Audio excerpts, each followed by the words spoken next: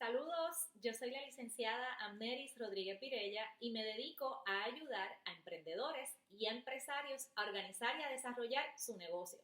Mire, desde hace tiempo le había dicho que íbamos a estar hablando largo y tendido sobre el tema de recursos humanos, porque esto es un tema bien extenso y tiene muchísimas cosas bastante específicas. Así que continuamos con ese tema. Y yo les pregunto, patronos, ¿sus empleados saben cuáles son sus deberes? ¿Cuáles son sus funciones? ¿Cuáles son las políticas internas de la empresa? ¿Cuáles son las normas de conducta en la empresa? Pues sepa que todos esos aspectos deben estar compilados en el manual del empleado.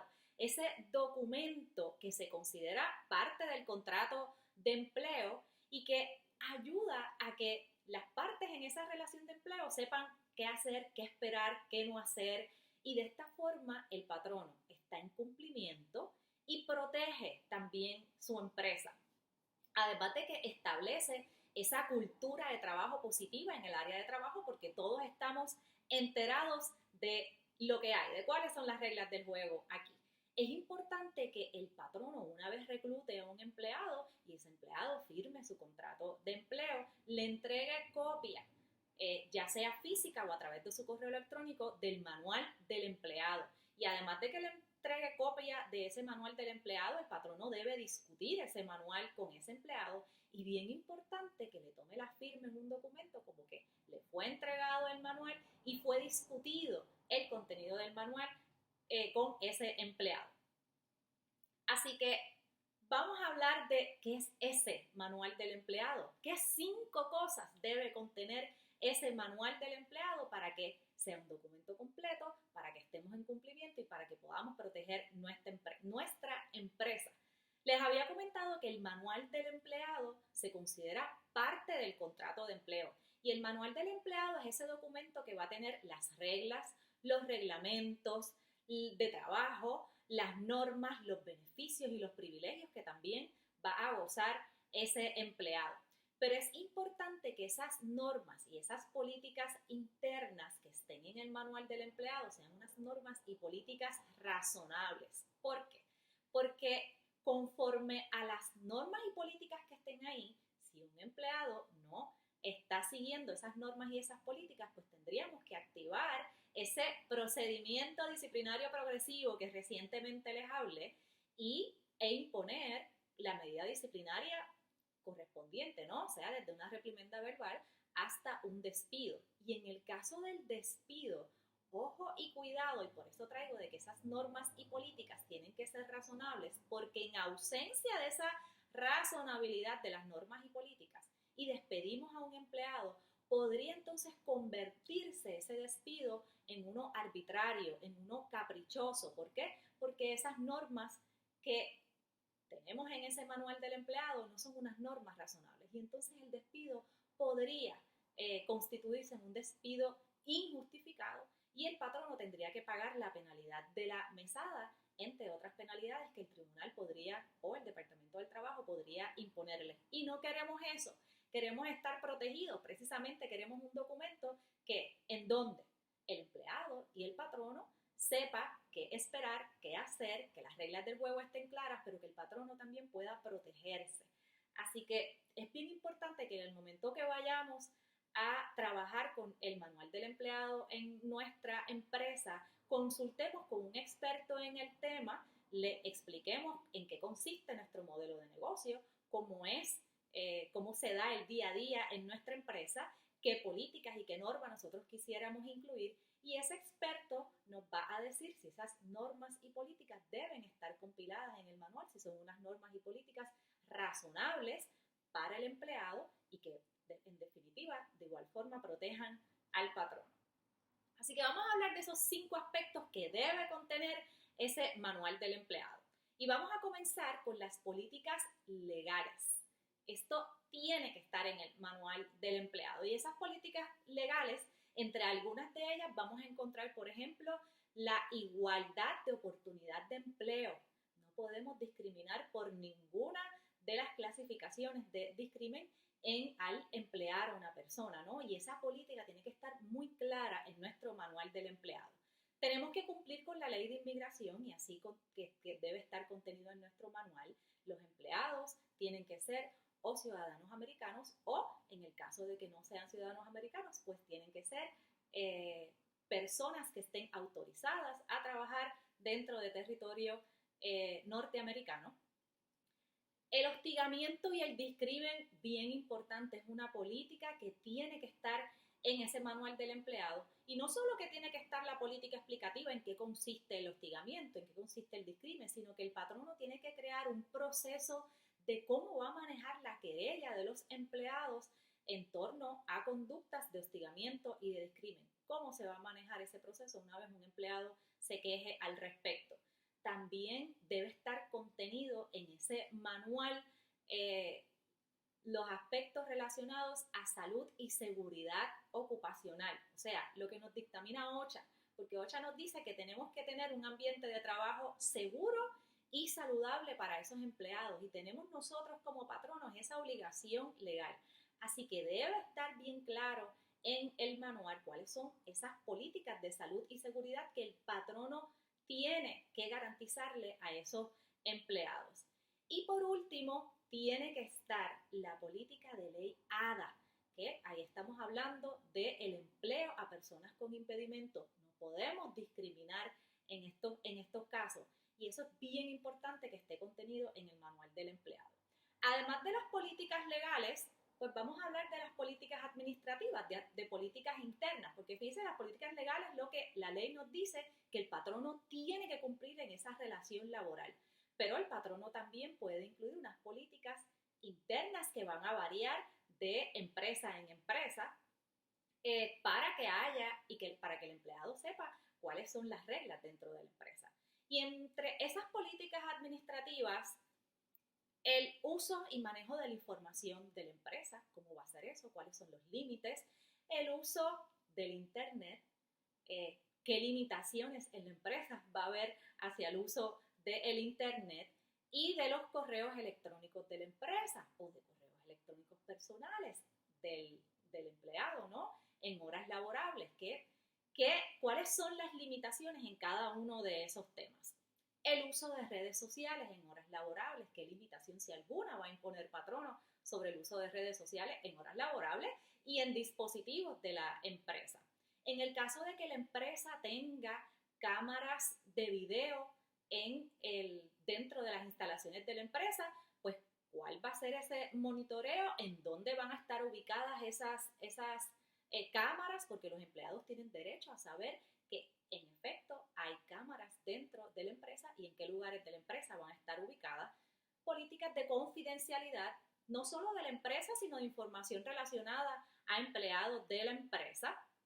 Acuerdos de no competencia que la empresa también pueda imponerle a los empleados. Y mire, cualquier otra política administrativa, fíjense que le dije ahorita, y hago paréntesis, les comenté ahorita que estas políticas administrativas van a depender de empresa en empresa, va a depender del modelo de negocio. Aquí yo le mencioné algunos ejemplos generales. Puede ser que usted quiera incluir otras políticas dependiendo de cómo se maneja su empresa, siempre y cuando sean políticas razonables. El tercer tema que tiene que estar en el manual del empleado son asuntos relacionados al empleo. Y cuando digo asuntos relacionados al empleo, mire, desde ese proceso de reclutamiento. ¿Cómo va a ser ese proceso desde que yo recluto a un empleado hasta que un empleado renuncia o yo despido a un empleado? Para que el empleado sepa en todo ese interín cuál es el proceso, cuáles son los derechos y deberes en esa relación de empleo. Y como parte de esos asuntos relacionados al empleo, ¿cómo es ese proceso de reclutamiento? ¿Cuál es la categoría de puestos que hay en la empresa? ¿Qué tipos de contrataciones hay en la empresa? ¿Cuál es el periodo probatorio que tiene que cumplir el empleado para que se entienda que luego de que apruebe ese periodo probatorio se convierta en un empleado regular? Las evaluaciones de desempeño que le vamos a realizar a los empleados, ¿en qué consisten esas evaluaciones? ¿Con qué frecuencia se van a hacer esas evaluaciones de desempeño? En el caso de que un empleado renuncie, ¿qué término debe darle a la empresa? ¿Qué término de notificación debe tener ese empleado para que la empresa tome conocimiento y pueda hacer los ajustes pertinentes. En el caso del pago de la nómina, bien importante. ¿Qué periodo, cómo se va a pagar la nómina? ¿Con qué frecuencia se va a pagar esa nómina? ¿Cómo vamos a registrar en el caso de los empleados que trabajan por hora? ¿Cómo vamos a registrar ese tiempo trabajado? ¿Cómo se computa el tiempo extra en el caso de los empleados exentos y en el caso de los empleados no exentos? ¿Cuál es el periodo para tomar alimentos de los empleados? En el caso de que, hablando de nómina, haya alguna orden judicial para un embargo de salario, que es lo que procede, para que el empleado sepa que si recibimos una orden como patronos tenemos que cumplirla. Si recibimos una orden de la Administración para el Sustento de Menores para retener ingresos para el pago de pensión alimentaria, esa orientación debe estar en el manual del empleado también, así como cualquier otro asunto relacionado al empleado y a esa relación laboral.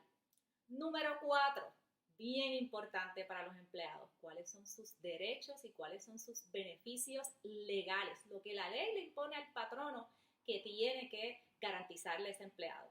En esta cuarta parte del manual, también el patrono puede incluir cualquier beneficio adicional que voluntariamente el patrono quiera proveerle al empleado. Por ejemplo, el patrono quiere proveerle un plan médico al empleado y pagar una porción de ese plan médico. Patrono quiere proveerle alguna bonificación por productividad a ese empleado. Fíjese que en ninguno de los dos casos son obligaciones legales del patrono, sino que son beneficios que voluntariamente el patrono se está obligando a proveerle a ese empleado. Pero una vez están contenidos ahí, el patrono tiene la garantía de ofrecerle ese beneficio al empleado, a menos que esos beneficios no legales, sino que voluntariamente el patrono los está ofreciendo, esos beneficios estén condicionados a que la empresa económicamente esté bien, que la viabilidad de la empresa no se afecte, a la viabilidad económica me refiero, viabilidad económica, no se afecte al proveer ese tipo de beneficios. Y eso tiene que estar bien claro en el momento en que el patrono podría dejar de conceder ese tipo de beneficios. Bien claro que tiene que estar en el manual. Pero en el caso de los derechos y beneficios legales, licencia de vacaciones, que tenemos que proveerle a los empleados, especialmente a los empleados exentos, no exentos debo decir, licencia por enfermedad a este tipo de empleados también, lo que nos impone la Corporación del Fondo del Seguro del Estado, que tenemos que tener una póliza en caso de accidentes relacionados al trabajo. ¿Cómo va a funcionar eso cuando el empleado tenga algún accidente relacionado al trabajo? Y debe haber una explicación para que el empleado tenga conocimiento al respecto. El seguro por incapacidad no ocupacional, sino en qué consiste, qué derechos tiene el empleado al respecto. La licencia por maternidad y lactancia, bien importante que eso esté contenido en el manual, qué periodo de tiempo va a tener la madre cuando esté embarazada y dé a luz, qué término va a tener una madre lactante en el área de trabajo para la extracción de la leche. Eso tiene que estar muy claro también en el manual del empleado. Si citan a uno de nuestros empleados a ser jurado, pues cuáles son los derechos que tiene ese empleado al solicitar una licencia por jurado. Si lo citaron para testigo en algún caso, bono de Navidad, cuáles son, qué es lo que dispone la ley respecto al pago del bono de Navidad. Y por último, en el caso de que tengamos un empleado que haya sido activado en el servicio militar, pues la licencia que podría acogerse ese empleado en caso de ser activado como militar. Y ahí tenemos entonces los derechos y los beneficios legales del empleado. Como quinto y último aspecto bien importante que debe contener ese manual del empleado están las normas de conducta. Bien importante porque yo sé que el patrono quiere que el empleado sepa esto es lo que no debes hacer. Y debe estar ahí el procedimiento disciplinario progresivo, que en un video de la semana pasada lo discutimos, así que los invito a verlo. Ese procedimiento, ¿en qué consiste el procedimiento disciplinario progresivo? ¿Cuáles son las medidas disciplinarias que el patrono va a tomar cómo el patrono va a investigar esas querellas que hayan con relación a conductas de empleado, cuáles son las conductas del empleado y las que no esperamos que se lleven a cabo en el área de trabajo y cuáles son las reglas de trabajo. Y por último, cuáles son los tipos de violaciones por estas conductas. Por ejemplo, si hacemos un listado de conductas de violaciones menores, cuáles van a ser las medidas disciplinarias, o si hacemos un listado de violaciones mayores, cuáles van a ser las medidas disciplinarias a aplicarse en caso de que se den ese tipo de conductas. Y por último, le quiero dar un bono adicional porque es bien importante que además del manual del empleado, y también lo vamos a poder incluir dentro del manual, debemos tener unos protocolos específicos que la ley también nos exige. La semana pasada les hablé sobre la nueva ley de acoso laboral y que la ley nos exige que tengamos un protocolo de manejo de querellas, así que ese protocolo debe estar unido al manual del empleado. Pero también hay otros protocolos en los casos de violencia doméstica. El patrono tiene una responsabilidad de activar, de tener un protocolo de cómo vamos a manejar ese tipo de situaciones cuando tengamos un empleado o una empleada en el área de trabajo que es víctima de violencia doméstica. Porque no solamente el patrono tiene la obligación de proteger a ese empleado o esa empleada víctima, tiene la obligación de proteger a los demás empleados, porque recuerden que conforme a OCHA, el patrono tiene que garantizar un ambiente de trabajo seguro y saludable. Así que tiene que haber un protocolo, cómo vamos a manejar ese tipo de casos. Tenemos que tener ese protocolo, como les dije, de acoso laboral, bien importante, que lo vamos a estar trabajando prontamente, tan pronto el Departamento del Trabajo nos anuncie las guías. Y por último, el protocolo de salud y seguridad ocupacional. Y hay unas industrias, hay unos modelos de negocios que son, dependiendo las tareas que lleven a cabo los empleados, son más riesgosos que otros, así que dependiendo de ese riesgo es que nosotros vamos a preparar ese manual de salud y seguridad ocupacional. Así que tenemos 5 áreas que debe contener, o 5 aspectos que debe contener ese manual del empleado, y les hablé de las políticas legales, les hablé de las políticas administrativas, les hablé sobre los asuntos relacionados al empleo, al empleado, desde que contrato a ese empleado hasta que ese empleado renuncia o se despide, cuáles son los derechos y los beneficios de los empleados, y por último, cuáles son esas normas de conducta en el área de trabajo. Yo espero que esta información haya sido de mucho beneficio para ustedes. Recuerden que es bien importante estar en cumplimiento con este manual del empleado, porque como les dije al principio, son las reglas del juego. El empleado y el patrono van a saber qué esperar de esa relación de trabajo para que todo fluya con mejor o mayor normalidad. Yo no les digo que no se van a suscitar eventos en el área de trabajo, pero con ese manual vamos a saber cómo actuar dependiendo de la situación que se presente en el área de trabajo. Así que si tienen alguna duda al respecto, pueden comunicarse en confianza, que podemos ayudarles a trabajar con su manual del empleado. Como les dije, yo espero que esta información haya sido de mucho beneficio para ustedes. Si entienden que alguna persona puede beneficiarse con el contenido de este video, dele compartir o taguee su nombre en la parte de comentarios para que pueda ver el contenido de este video. Se me cuidan, siguen echando para adelante y que tengan excelente semana.